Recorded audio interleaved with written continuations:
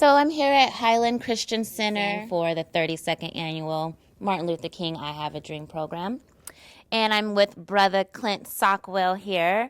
And I just want to ask you a few questions that has to do with keeping the dream alive, of course, and celebrating Martin Luther King. First, I would like to ask, who would you think, or who would you consider the leaders of the future? I should probably just quote somebody and say, I believe the children are our future. And if we teach them well, we can just let them lead the way. That sounds familiar. I familiar. believe that the children are our greatest asset. I believe that if we teach the children those things that we would like to see in the future, then they could take that forward.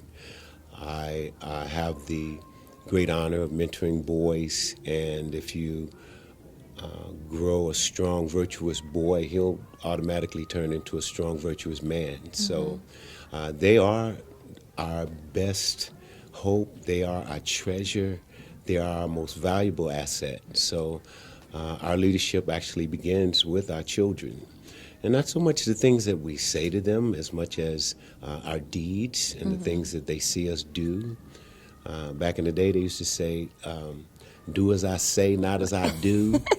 You sound like somebody's parent up in here. Well, that's really, there's no truth to that statement. It really is do as I do, and I'll do my best to make that what I say, because that's integrity, to be your word. So if you're saying one thing and doing something else, you're Right. not setting a very good example. Very true. The children. What can we do to help create and cultivate these new leaders? We have to create programs and opportunities for the children to do things in that are mundane continuously. So the way anyone becomes excellent at anything is they do it repetitively over and over. Right. Stephen Curry got to be the ball handler that he is by just dribbling 1 trillion times Right. since he was 7 years old. So we can create situations where children are daily being given things to do, whether it's affirmations, I stand tall, for instance, or chants that will become a part of their psyche. Mm-hmm. You know, I am a leader, I am a winner, I am a leader, I am a winner. If you say that long enough, you'll actually be a leader and a winner. Very because true. it's you programming yourself. And it works the other way as well. So if you have parents that are saying mean things to their kids, like you're never going to be anything, or you just like your daddy, or something like that, then that's what the children will start to hear and believe. Yeah. Yes, and believe. And what you believe is usually who you become, and the things that you set forth into the world. So we have to create programs and situations. If it's in your home, the program can simply be making sure that your child doesn't leave the house without giving them a hug and some encouraging words. I mean, that can be your program at your house. Make sure that you hug your child and send them off into the world knowing that there is no greater than them, Right. other than, the Most High, God, Allah, whoever you want to call Right. that force. So to create things that are positive, that the children can do in a mundane way until they are excellent, is what we have to do in order to create new leaders and virtuous leaders. Yeah, the smallest of those things can go so very far. Oh my goodness. Yes. And they'll, like you said, they'll stick with them forever. So I would ask next, what do you think of America's new leaders? It's interesting because we are about to have an inauguration, and we're going to crown a new king of America.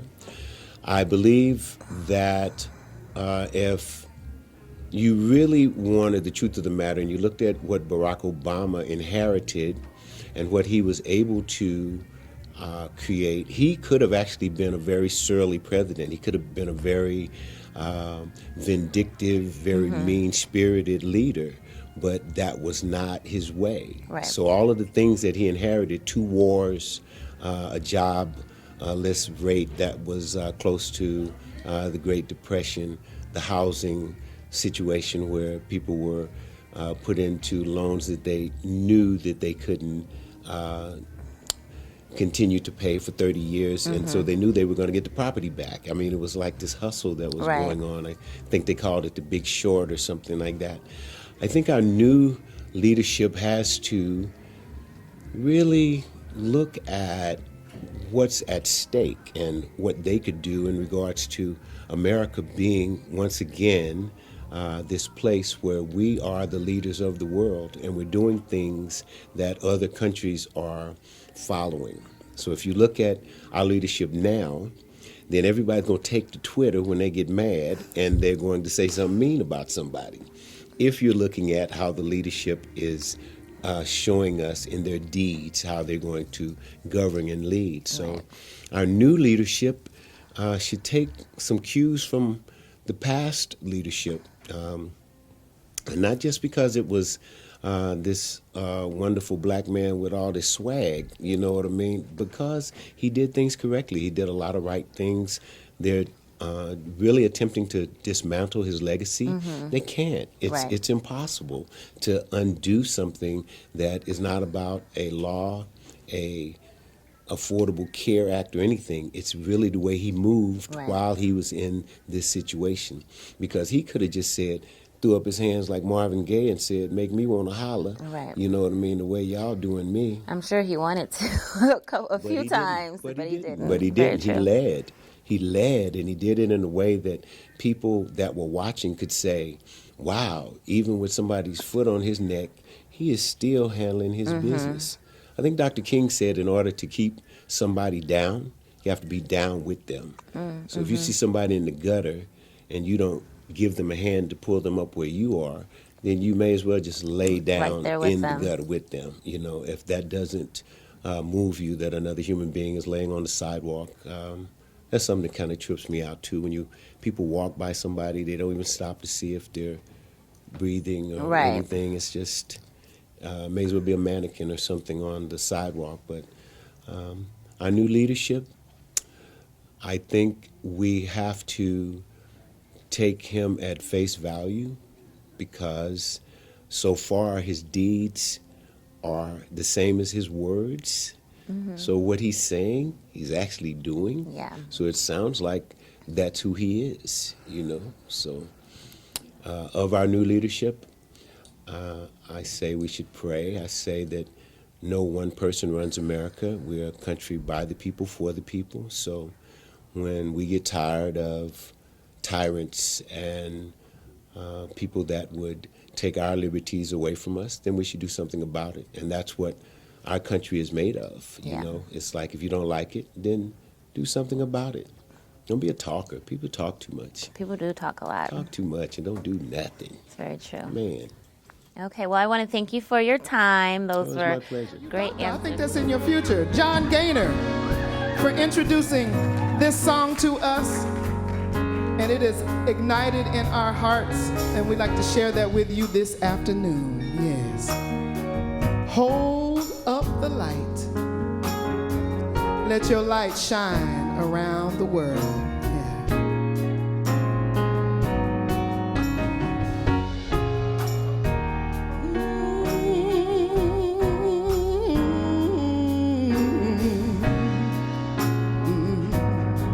Yeah. Yeah. Come on, y'all. Hold up the light. Hold up the light. Hold up the light. All ye heaven-bound soldiers. Hold up the light. Hold up the light. Let your light shine round the world. Here with Miss Loretta Smith, Multnomah County Commissioner. Yes, ma'am. How are you? I'm good. How are you today? I'm doing wonderful. This Great. is always a great day for me. Awesome. Well, I want to thank you for joining us. I just want to ask a couple questions. One, with honoring Dr. King and his leadership skills, what would you say made him a great leader? I think he tried to share his power.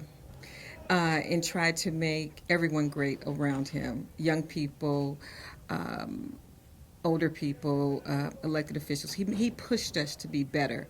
And so, in trying to realize his dream, I think it's important that we have African American leadership that will push that dream forward. I try to do it every year in terms of bringing young people and protecting our seniors and creating jobs in Multnomah County as a way of extending that dream. Okay. Being in the position that you are in, which is I'm pretty sure it can be hard to difficult and very stressful, yes. What would you consider your leadership skills or your type of leadership to be? I think one piece of the way that Dr. King, he showed leadership by example, and I try to show up when I'm asked to. I try to make sure that I share information because really, as a Multnomah County Commissioner, I can't think of a lot of things that we just need to change that's going to really change the dial on communities of color. I think I'm more so an ambassador for Multnomah County and going out into the community and showing them how they can access services with Multnomah County. We're a safety net government. I don't think people really know that. We help those folks who can't afford health care, mental health care, drug and alcohol rehabilitation. We run the jails, we run the animal services, we run senior services, and what we're most known for is our library system. Oh, okay. We're second in the U.S. in terms of circulation behind the Manhattan libraries in New York. Oh. So but what we can do a little bit better in terms of our libraries, we can do a better job of bringing in communities of color because we have a lot of early learning kinds of activities in our libraries. And I think literacy is so important. It's probably going to be the core of the next civil rights movement, literacy and healthcare. That has to be talked about because if you don't have the skill sets to read and write and your health is not good, you cannot go forward. You cannot expand the dream. You can't do many of those things that we're talking about in terms of going into healthcare as a possibility for career track. So we got to teach our kids and make sure our kids are ready to learn when they go into school in kindergarten. So that's a big deal for me. That's awesome. I had no clue about the libraries. Like, I know we do have, like, great library system here, but I didn't know we were, like, up there. We're up there. And wherever you see that green triangle, that's Multnomah County. That's us. Right. So. Nice. So, in the position that you're in and being a woman of color as well, do you feel like you have to go above and beyond or try harder or to get the respect and for you to have the power that you have? Well, I think if you're talking about folks who are not used to taking direction from a woman of color, and have I had some of those instances where I felt like that my color and my gender was a problem? like maybe that someone just didn't take you seriously. I've had that happen to me a time or two. But I think over time they've learned that I do ask a lot of questions. And I'm really at the root of everything, trying to figure out how we can best use our scarce resources at Multnomah County to serve everybody, and that everybody is brought to the table. One thing I know for sure that we've changed since I've been there, I started a summer jobs program at Multnomah County in 2011, and we started with 25 kids, and now I've built that program up to 500 Oh, wow. young people between the ages of 16 and 24. They get a paid summer internship. That's awesome. And now that we have minimum wage rise, they'll be paid $11.25 this summer. Oh, nice. And so for me, being able to replace myself is really important for me. And I have 2 more years. Succession planning is important, that we get the right folks on the board, folks who care about poor people. Right. Because if this position as county commissioner is just a stepping stone to get to somewhere else, it usually doesn't turn out okay. You have to really want to help poor people to be a commissioner at Multnomah County, or else you could just get swallowed up in the whole process. And I think there's an expectation that as government leaders that we treat everybody with dignity and respect. And that was the number one thing that I told my staff when I first got elected. We will treat people with dignity and respect, and we will not tolerate folks who are working in departments under us who don't treat folks with dignity and respect. And, you know, just because people are low income does not mean that you have the right to treat them, you know, disrespectfully. And so I think as we're delivering services and as we're trying to create additional programs that will help us to protect our seniors so that they can stay in their homes, I'm a big advocate of Project Independence. And it's a program that we spend maybe $400 a month on per senior. And if they need help with cleaning, cooking, going to the grocery store and those kinds of things, we can send someone over 3 times a week to help them so they can stay in their home. Right. Because if they have to go into our nursing homes, it's going to cost us $18,000 a month.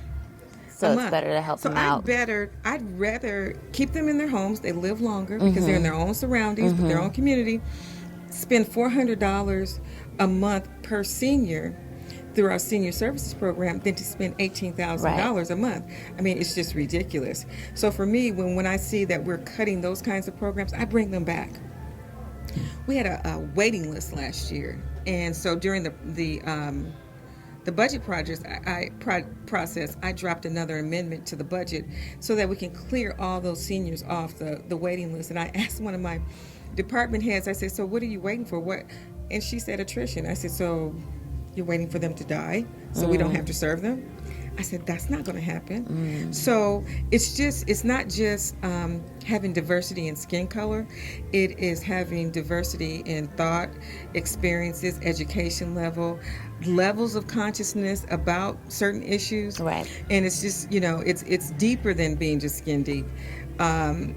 So I have a background. I'm a single parent. I raised a young man in this community who I'm very proud of. He's 26 years old. Oh, nice. And he's been able to do some amazing things. And I have a granddaughter who's 3 years old. So for me, I have always spent a lot of my time and energy around young people and trying to make their lives better. And if I can't do that in this seat, there's no reason for me to have this platform. I take this as a great honor. I'm the second African American in the history of Multnomah County Commission to be on the commission. The last time we had an African American on there, which was the first time, was about 27 years ago. So I don't want it to be another 27 years before you see an African American on the county commission.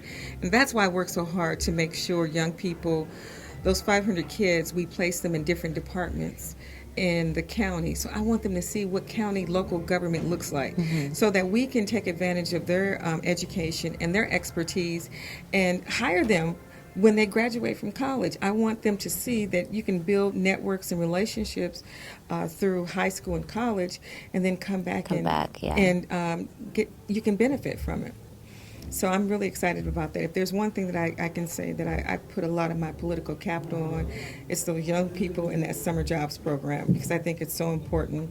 And last year was the first year we were able to put the summer jobs program in permanent budget. So it'll outlive me.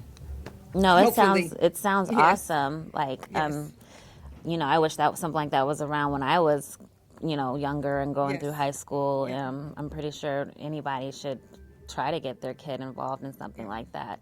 So I want to thank you for your time. I'm glad that you're here. I'm glad that you are on our Multnomah County board. Yes. I can totally tell, like, the passion that you have behind it makes me happy that you're the face of that, you know, the person that's sitting in that seat. So I just want to make you all proud. Yes, you're doing that. You're doing a very good job. Thank you so much. Thank you for that. Jeffrey Brooks, a teacher's teacher. He was one who inspired, motivated, and spent time interacting with his students. So I'd just like to say to his family, Chelsea, the grandsons, Jeffrey left a legacy in this city that will never be forgotten. And I want all of you to just think about the role of a good teacher and think about Jeffrey Brooks. Thank you. Why don't you step over with the family for the photograph? Mrs. Brooks, Donna, and Chelsea, it gives me great pleasure to give you this award. Jeffrey Neal Brooks left a legacy in the teaching profession. His stature as, quote, professor at Portland's Jefferson High School is legend. The only teacher of African American history. His contributions at Oregon State University were enshrined in 2016 by the President's Council, and the President was there.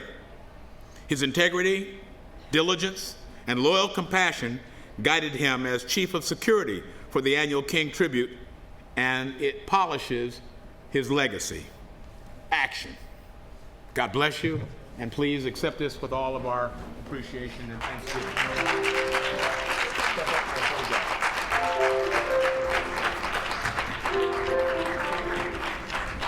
Let's continue to give a round of applause for Jeffrey Brooks, a piece that is missing in our hearts.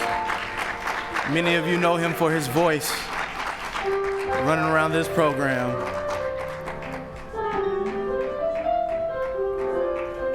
Mashavu Hicks here with Hannah Vandering. Hi, Hannah. How are you today? I am great. So happy to be here with you. Good. Thank you. Why don't you just tell us real briefly what it is you do? I am an elementary physical education teacher, and I currently serve as the president of the Oregon Education Association. Awesome.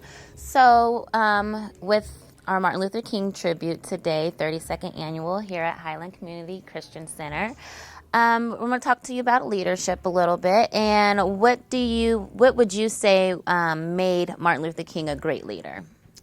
Because people believed in him, he spoke from his heart, and he always shared a vision of something that was better for children, better for adults, better for the world. And I think that people just saw his passion and believed in him as a leader. Nice. And in the position that you're in, and a school teacher, and you have children you have to be a leader to those children. And I'm sure with your other program you do with adults as well. What would you say is your style of leadership? My style of leadership is to try to include others and really listen to what individuals need. I think the vision of public education is to help each student where they are get to the place that they can succeed, where they're happy and can do the things that they enjoy and want to thrive as a lifetime adventure. Okay. And then with education, you being an educator yourself, what do you feel is most important to instill in children to make them great leaders in the future? One is the love of learning. We have to instill the love of learning, so we need to create a learning environment where students have access to programs and services that really touch them and inspire them to learn. And then it's just providing each and every student support, that not only from school, but from their family, from their community. We need to lift our students up and make sure that they're ready to go on to do the great things that each and every one of our students can do. Yeah. Well, that's a great answer. Yeah, because our children are the future. I mean, pretty much. So we need some great leaders these days. Well, I want to thank you for your time here with us. I hope you stick around and enjoy the rest of the program. All right, well, thank you so much again for the invitation. You're welcome. Thank you. The kingdom of God is at hand. The kingdom of God is at hand. Jesus said it long ago, but they still don't understand. The kingdom of God is at hand. All you have to do, all you have to do is believe. All you have to do is believe. When you ask,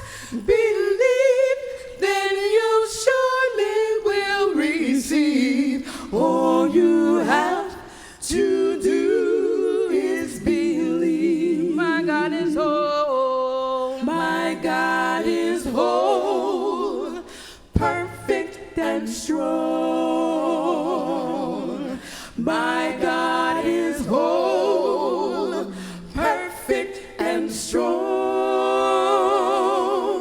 My God is love and strong. Stay with him, he'll do no wrong. My God is whole, perfect and strong. The kingdom of God is at hand. And I'm going to have you introduce yourself, please. I'm Pastor Joyner from the Bethesda Church on 1730 Northeast Market, Southeast Market, here in Portland, and I'm grateful to be here. We're happy to have you.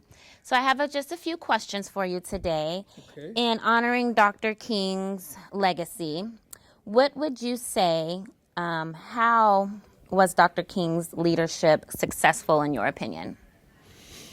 Because it was divinely inspired. Dr. King's ministry began because of his anointing. And that word anointing has to do with an assigned purpose by God. It wasn't by accident. God assigned him for a purpose. He groomed him for it. And that is a reason for his ministry being successful. God was with him. Had he not been, he would have failed miserably. Yeah, first, he did such amazing things. You would have to have God by your side to do what he did, definitely. And you being a pastor yourself, what would you consider your leadership style to be? That's a tough question. I strive to prepare myself for ministry by getting as much education as I was afforded, and seeking insight from the Lord. Now that's preparation, but as far as leadership, I seek to become a loving, caring person and a loving, caring pastor. When I look at the ministry of Jesus, Jesus was tough when he had to be, but he was also a very loving leader. And I tried to do the same. I want the people of Bethesda to think of me as a loving leader who's firm when necessary. When necessary. Okay. And so how do you think churches can impact economical stress among millennials? I have this idea, I'm glad you asked. I have this idea that that one of the struggles that the church can assist in the lives of the millennials is because of the expenses of child care and nursery and daycare. And most of the people in my generation, the baby boomers, are already retired or headed toward retirement. Mm-hmm. And that force of individuals who are already retired and needing something to fulfill their purpose, their life purpose, can offer their experience and education in daycares and nurseries to help the millennials reduce the amount of money that's paid out. I know of some in that age group who are spending from $1,200 to $2,000 in daycare. Jeez. And that's a house note. And if we can come together with those who are retired and those who need some outlet and reduce that cost, then it will be impactful economically to the millennials, and then it will give the baby boomers a purpose and certainly a sense of accomplishment and help for those who need it. Yeah, I don't recall daycare ever being that high. For me, it was expensive when my daughter was young at like $400, $500 a month. So I couldn't imagine, and that was a struggle being young and a single mother. So I couldn't imagine having to come up with, that much money to be able to go to work and then still have to pay that for someone to watch your kid. Many of them, and we see the result, many of them are living with their parents, and then many of them are recorded as, well, not on paper, but in reality as the working poor, because they have to work, but there's no sense of accomplishment when they look back on success and savings, and then if something breaks down, then that whole month is a wash. And so I think that we can be impactful in that area. Yeah. Churches have the facilities. They have access to the individuals who are retired, and the church is going to be there anyway. And so we can come together, I believe, and help our communities, and in particular those who are the generation behind us. Well, that's a great idea. I really hope things start moving in that direction. We certainly intend to try. Awesome. Well, thank you so much for your time. You're welcome. It's always good to talk to you. Good to be with. Thank you guys Thank again. you. God bless. Eldon's music is a smooth blend of jazz, R&B, and gospel. With a rich, soulful tenor sound, Eldon touches the hearts of his audiences. In his early years, he attended Jefferson High School, where he was a part of their music program, and later, he went on to study music at Mount Hood Community College. In 1995, he started a 5-piece jazz band called In Touch. They released their self-titled debut album in 2001, and in 2003, they released their single, Celebration of Life. Eldon and his band has appeared nationally on the televised show BET Jazz. He has also performed with Grammy Award-winning singer Yolanda Adams, legendary jazz bassist Leroy Vinegar, jazz drummer Mel Brown, singer-songwriter Morris Chapman, David Pack of Ambrosia, and he has also performed with many other great artists. Eldon has also graced the stage with Earth, Wind, and Fire and Tower of Power. He has had the pleasure of performing with the Oregon Symphony and the Northwest Community Gospel Choir.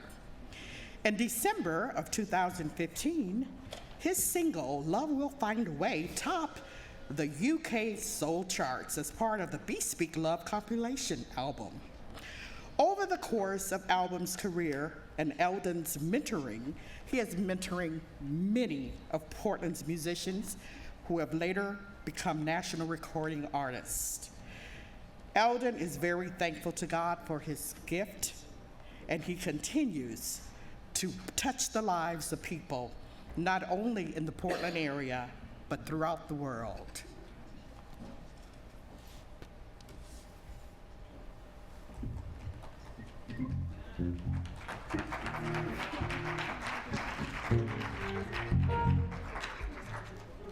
So I'm here with Cheetah Bay from Glencoe High School, who is a senior this year. And I would like to ask, how was Dr. King's leadership successful in your opinion? I would say that it was successful because it pushed the government to pass bills that advanced civil rights, and it got the nation to be conscious of racism and how far racism could, how much racism can influence Black people's lives. Okay. And then with you being a student at Glencoe, how do you lead at school? Okay, so at my school, me and a couple other friends, my sophomore year, we formed a club called Racial Equity Club in response to what we felt was a lack of conversation about race at our school. So in the club, we try to talk about race and racism and microaggressions and the kind of racial climate at our school so people can be more aware of the social issues around race. And you started that your sophomore year, and it's been going since? Yes. Nice. And then with that, what would you then say your leadership style is, being as how this is something that you implemented and has been striving since then? It's more of a listening to what they want and what their needs are. Sometimes students they're very passionate about a subject and like, I want to focus on this subject. And this year we seem to have a lot of white females, so they want to learn how to become allies to people of color. So we do struggle to get males to come into the club. So it's also trying to figure out how do we get males both that are white and people of color to feel that they should come to the club. So listening, reaching out, getting their attention, making sure people know that they're welcome, making sure that they know that their ideas are important to us. Yeah, so just listening. So would you say that since you started the program, that has you seen it help students get along better, or has it seemed to have maybe made it so there wasn't certain tensions going on in the school because you guys made that group and had open door and had the communication, then not be so weird or not accepted? I would say that it still hasn't made great waves, but I would say that I feel that it has affected more of the members that are in the club. I feel that it has made them more confident in talking about race, and that has made them more comfortable with like terminology as like being an ally and or being a person of color at school, so that they know that they have a safe space to talk about race. Well, that's great, Cheetah Bay. I'm glad that they have you out at Glencoe. I'm pretty sure something like that was probably long overdue out there in Hillsborough, with the small minority population that is out there. So I'm pretty sure that you make your mother proud, and I'm very proud to have met you. You just sound like you have great things going for you. Thank you. Thanks so much for your time. Have a great day. Thank you. So please help me honor our 2017 Lifetime Achievement Award recipient, Mr. Eldon Jones.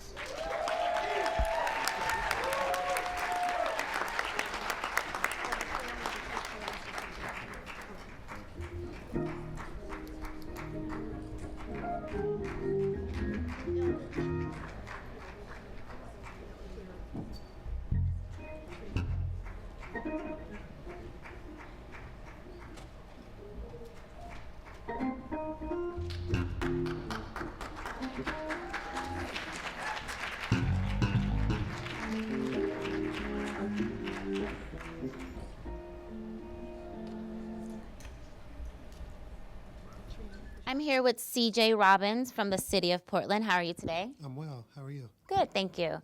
So just a couple questions in honoring Dr. King's legacy like we're doing today. Why would you say Dr. King's leadership was successful?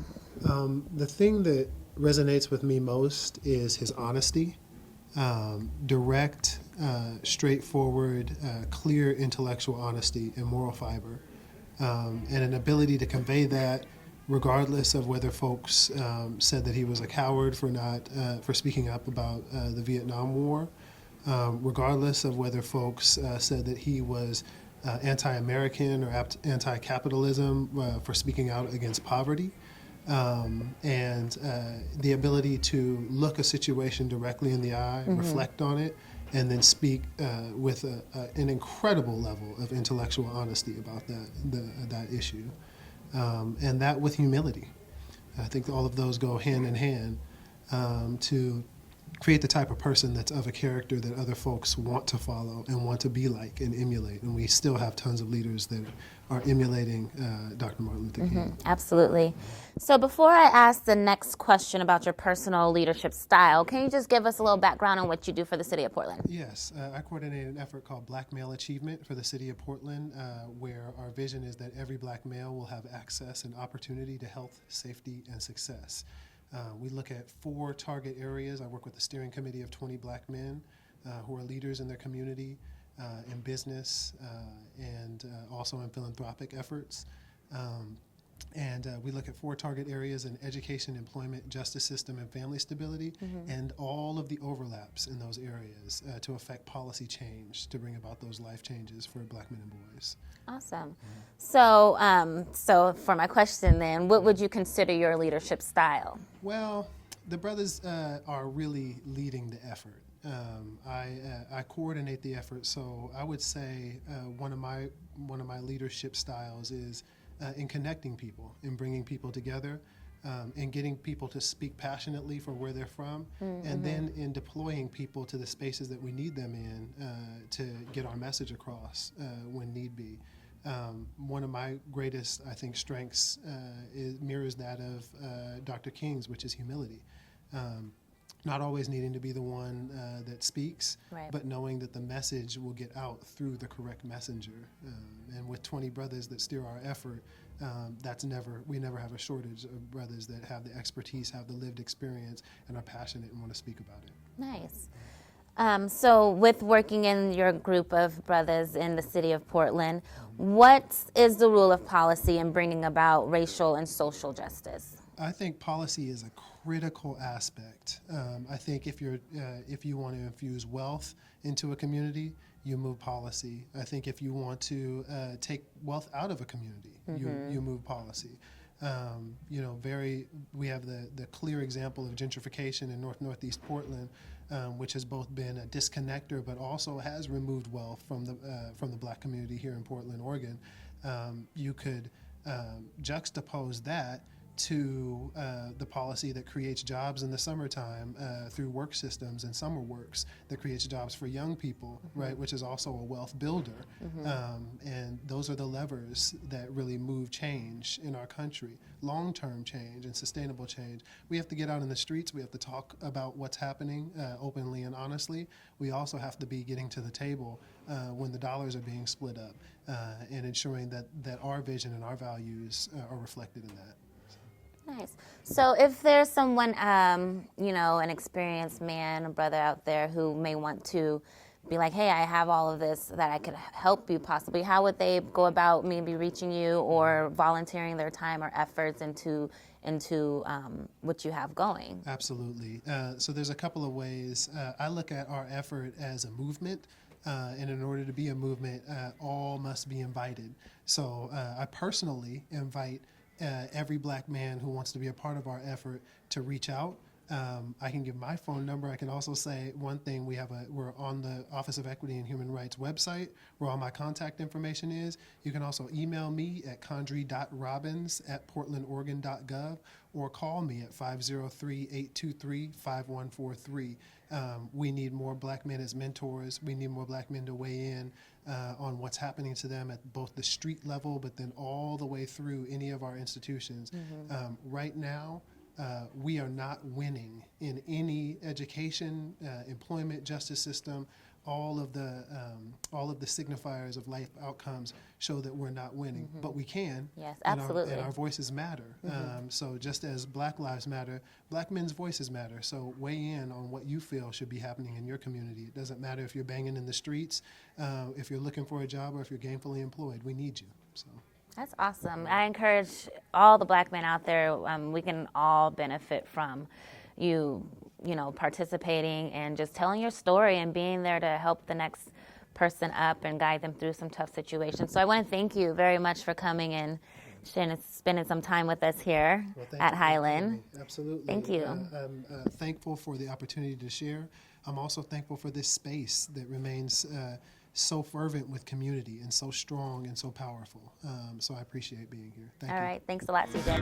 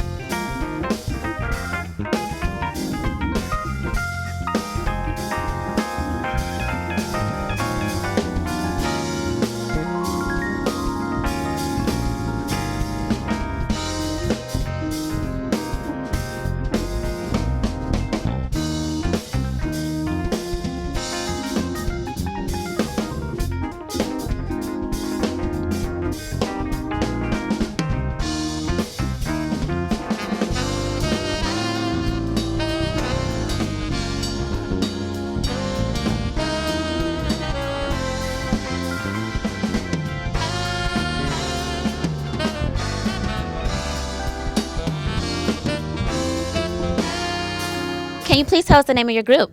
The name of the group is Ballet Papalotl, and Papalotl means butterfly in the Aztec language. Thank you. So I'm so happy to see you all here today. You all look very wonderful. And I'm going to ask you a question, okay? In thinking about Martin Luther King and his leadership, what would you say made him a successful leader? I think what made him a successful leader was the courage to stand up for African Americans and equality. Good answer. Do you want to answer? I think he gave us peace. Good answer. And I'm going to ask you a question, ma'am. What does it mean to you and the group to be able to be here today? It is a great honor because we had also a lot of struggles in our history with a lot of people that was abusing us, never recognizing us, and we still struggle in this country with that dream. So it was very, very beautiful to know that we were invited to share this dream and this equity and this still, like you say, keeping the dream alive and making it more alive, integrating other races. So we're very proud to be here. I'm glad you guys are here. So you guys did a dance performance for us earlier. How was that? Was that a good, you guys like dancing a lot? Yeah? You guys look really cute in your dresses. So can I ask you a question? No? Okay. Who wants to tell me how important it is to be a part of this group to you? Anybody? I'll tell you. Okay. So be part of this group is just to keep our traditions alive and also be a part of the community, the whole community, not only the Hispanic community, but part of the Portland community. Absolutely. Dance is it's like music. It's like a universal language. So I can totally see why dance is something that a lot of people would embrace and would, love to see you guys do and embrace your own culture while you're doing it as well.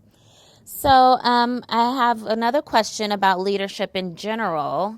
When you think of a leader, what comes to mind as a quality that someone may need to be a great leader?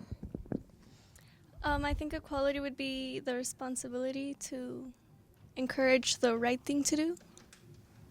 Anyone else want to answer that question for me? Lead with example. That is the best teaching that you can do. Very good. All right. Well, I want to thank you all coming and spending some time with me here on the couch. Thank you for showing us your culture and your dance style. I'm pretty sure it was great and amazing, and maybe we'll see you guys next year. Thank you. Thank you.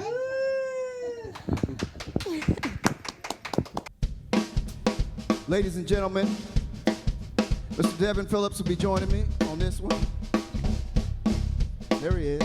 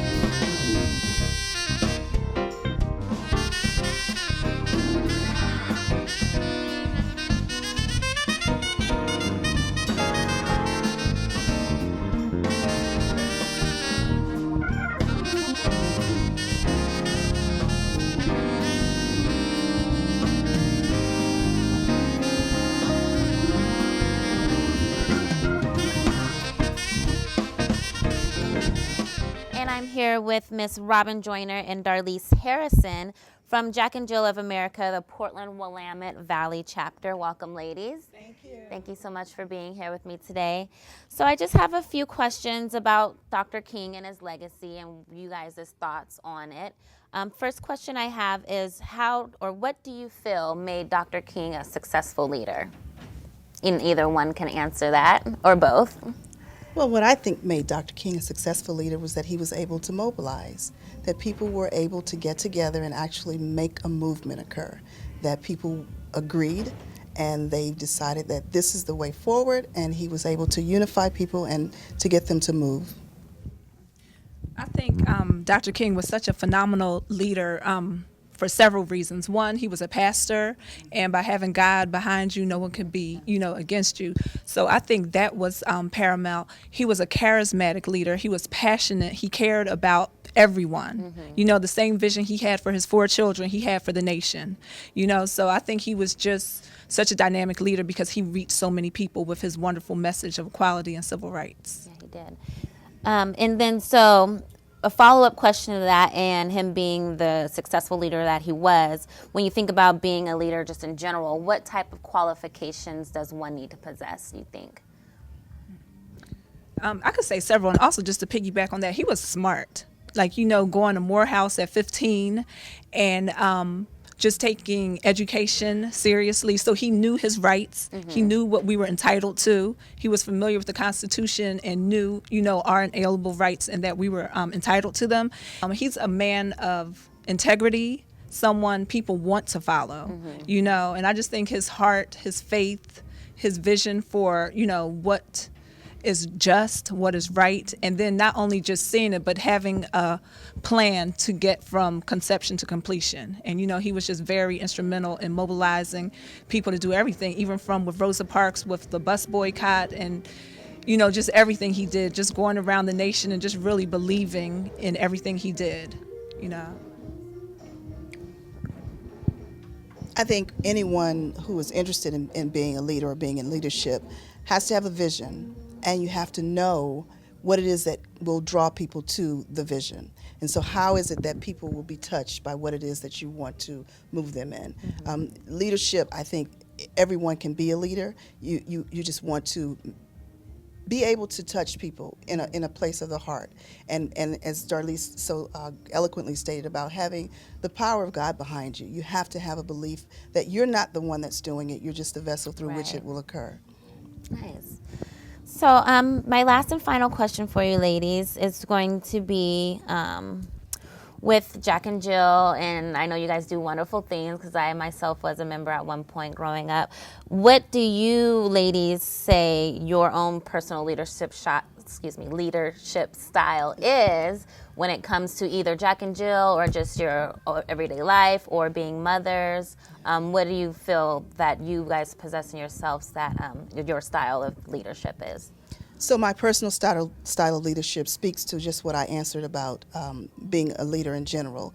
I like to see people grow in what they are. I believe that God instilled us and planted in us each individual properties that we are to bring forward. So to be able to tap into what it is about this person that makes them a good leader and that makes them someone that you want to see grow, someone that can be developed. So that is what I'm able to do, to be able to see people, meet them, and know that this is the thing in you that needs to grow, that can grow and be put forth in terms of leading people, in terms of touching people, assembling people. Developing what it is about you is my leadership style. As far as leadership, I have the honor, I'm co-chair of our MLK committee with Jack and Jill along with Jamia Tyler. And we had the pleasure, hey girl, we had the pleasure of assembling 25 of our children ranging in age from 3 up until 12th grade who were on the stage.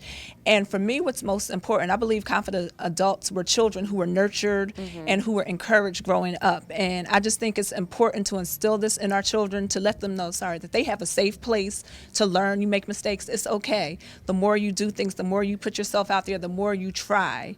As long as you try your best, You know, we can't ask for anything else. And our children did a performance segment. They performed 3 fabulous pieces. The first was My Black is Beautiful by Andrea Thompson. Then one of our teens, Destiny Muhajir, she wrote an original ode to Dr. King, which was powerful. And then we concluded with our little ones performing Maya Angelou's Still I Rise. You know, so it was just wonderful. Some had never been on stage. A mother said to me, I don't know what this looks like. My daughter's 3. I don't know what she can do, but I'm signing her up. Go, She yeah. got on stage. She knew how to say, I rise, I rise, I rise. Nice. You know, and no one fidgeted. No one was like, Mommy, I need you. You know, and these are just building blocks. So they did it this year. You know, you have your butterflies. Next year, you'll have less. The time they're older, they'll be choreographing their own segment. You know, so it's just instilling confidence in them, letting them know you have it within you. You know, we're here to support you, and we want to develop it, and we're proud of you. Nice. Because you didn't have to do it, but you did it, But and you you did it did. well. You showed up and showed out, and we are proud. PWV did your thing. Nice. Okay. Well, I want to thank you, ladies. I mean, just listening to you guys, it kind of it reminds me of our theme this year, which is a garment of destiny, and how you were saying, like, your leadership style is you notice what somebody's good at, and that's what you try to make them better at. And I kind of feel the same way, like, you're destined when you're put on this earth to be something, and we just need to cultivate those and you know, and keep on letting them know you are here for a reason, and don't stop, and just keep on going, and, you know, have confidence in yourself. Exactly, have your purpose, and keep going. Don't let anybody knock you down. So, well, I want to thank you guys for talking to me, Jack and Jill. It's really awesome to have you guys here. It kind of brings back some memories from my days. But yeah, thank you. Keep on doing great stuff. Thank you, and awesome to connect, and thank you for your time. Thank you so much.